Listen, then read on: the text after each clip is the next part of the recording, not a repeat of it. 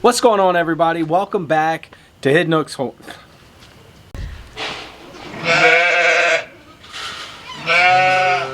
Okay. What's going on, everybody? Welcome back to Hidden Oaks Homestead. We took a We're back home. Go away, sheep. We got an audience. What's going on, everybody? Welcome back to Hidden Oaks Homestead. Stead. D. It's a D. Oh, this is gonna be great. Let's go. What's going on, everybody? Welcome back to Hidden Oaks Homestead. We took a little road trip this weekend. You can't do that. You gotta go with it. What's going on, everybody? Go away! Let us do our intro. It's all good. Come on. Go away. No. What's going on, everybody? Welcome back to Hidden Oaks Homestead. We took a road. Spit it out. What's going on, everybody? Welcome back to Hidden Oaks Homestead. We took a road trip out. Yeah, we did. We went west. We went west. Can't get it wrong if you go with both of them. What's going on, everybody? Welcome back to Hidden Oaks Homestead. We took a road trip out east this past weekend to hang out with the people at the Keepers of the Old Ways in Blountstown, Florida. We had a great time. We went to the Pioneer Settlement there. It's an annual event for homesteaders, farmers, people who Preppers. want to, survivalists. And we were invited this year to speak about homesteading with kids because apparently we do okay with that subject. Yeah. So it was a 2-day event. We spoke 3 times over 2 days. Yep. Twice about our amazing children and once about herbs and home remedies. So that was an interesting subject to cover as well in a little class setting. We got to hang out with a bunch of old friends, lots of people that we've met previously at different events. And met some new people as well that we really enjoyed spending time with. So it was amazing, and we're just going to show you around a little bit of what was going on at the event. Yeah, take a look back and show you guys a little bit about our class. Filed up the peanuts this year. Yeah. Are we ready? Yes, sir. Dale, Blue, step. They're not just sitting in the rooms playing on iPads. That was something that we instilled right away was we got to work and we got to take care of stuff before we entertain ourselves. And one of the things that really helped us with that was the fact that we're out in the middle of nowhere. There's no high-speed internet, right? Yeah. So we have the closest thing to internet that we have is satellite. And if anybody has satellite internet in here, it doesn't work so great. And the joy we share as we tarry there, none other has ever known. Yeah, I mean, we don't put anything on them that we don't think they can handle, but we do challenge them. We do give them stuff that we know they can handle. Maybe they are not necessarily thinking the same way, but we're kind of pushing them outside of their comfort zone a little bit. But we're not going to give them something that we know they can't handle. Yeah. Okay, now that you have your frame built and it's nice and square. Our 13-year-old she's really involved with the goats. I mean, who doesn't love baby goats? That's her thing. She's our goat lady. And last year she came up to us and she asked, "Hey, can I take over the milking?" Yeah, totally. It was a little bit of a challenge for her, right? Having to think about, it's like, okay, so on the one hand, I could make my life easier, right? I could turn a 2-hour chore into 20, 30 minutes. Well, I can keep the money that I've got and keep doing it for like 2-3 hour chores, whatever it takes me.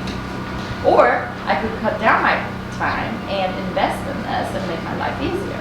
Like, she thought about it back and forth a little eventually she made the decision, no, let's go, let's do some research, let's get a milking machine, and that's what we're gonna do. I'm okay making this investment, it's gonna help you long term, and it's just a really great real life application, right? What's really sad is this whole lifestyle that we have, it just used to be the way it was back in the day. So easy to forget, because it wasn't that long ago, right? It was not really that long wasn't. ago, but we've lost so much knowledge. It's an amazing way to live your life and to be able, just having that security in you knowing, and then your raising your children in a way where if push comes to shove, I know they'll be okay. Hey guys, this is Danette with Pier Hill Farms. I got Eric and Lauren and Jace, Amber and Zachary from Hidden Oaks are with us.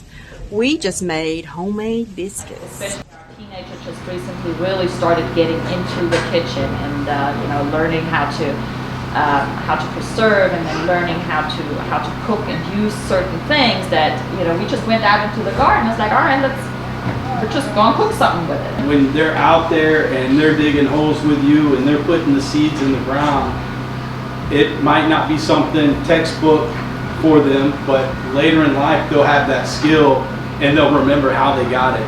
And a lot of that gets lost right now because there's not a lot of people doing that. We've learned a lot, and like I said, now people call us like, well, how do I do this? Or did you ever figure out how to do this better? And it's like, yeah, I can actually help you now. It's like, it's crazy how much we've learned. And then that knowledge falls down to the kids because they were right beside us as we were learning as well. So.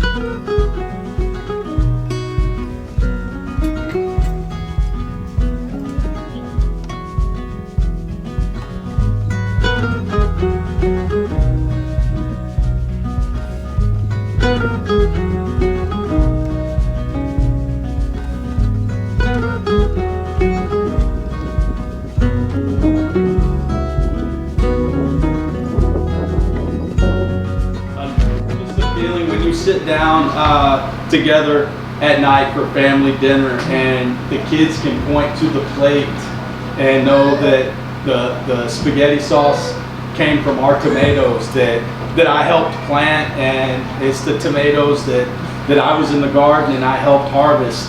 Or when we're having pork chops and they remember when we went to get the pigs as piglets. They've made a huge transition, and for us it's just really neat to see that they can make that transition if you just kind of push them out of their comfort zone.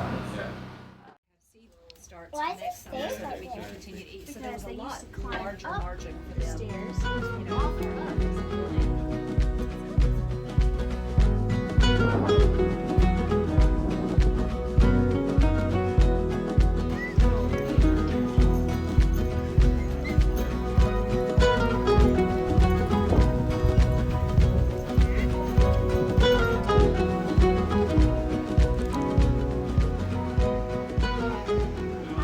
We need to go get these sheep put away before it gets much darker. And then she's like, no, we already did that. And I'm like, what? You guys did that? And she's like, yeah. Wait, why'd you do it? Well, it's part of the chores. We're looking at them like, wow, you did it? And they're looking at us like, did we not have to do that? Did we do more than what was expected? Give them back to ground. Yeah. So we're like, yeah, no, we expect you to do that. We expected that. And we'd have been disappointed otherwise. They'll surprise you. They can handle more than you think they can handle. And once they figure that out, once they get to that step where they figure out, it's like, hey, I can actually do a lot more than I think I'm capable of, they'll they'll start pushing for more, right? They'll start pushing to take over more and learn more. No mold, no bacteria or anything is going to grow on this because the water is covering my ferment. I was down in the Caribbean there for almost 5 years, and people kept saying, "Why don't you use wood chips? Why don't you mulch your garden?" It's because they don't have the infrastructure for that. There is no chipper here. So I watched the road crew. They got 2 guys on the ground, and they got 1 guy up in the tree with a machete to clear the power lines. No, it grows on the tree. Okay. And it usually, the best time to go out and harvest it is after a storm, when the storm's blown it off the tree, because you don't want to, climb 30 foot up and harvest it. You wait till it falls and pick it up off the ground. And Can you tell me the name of it again? Usnia. How do you spell it? Do you know? USNA. NEA. I usually start with like, trying to think.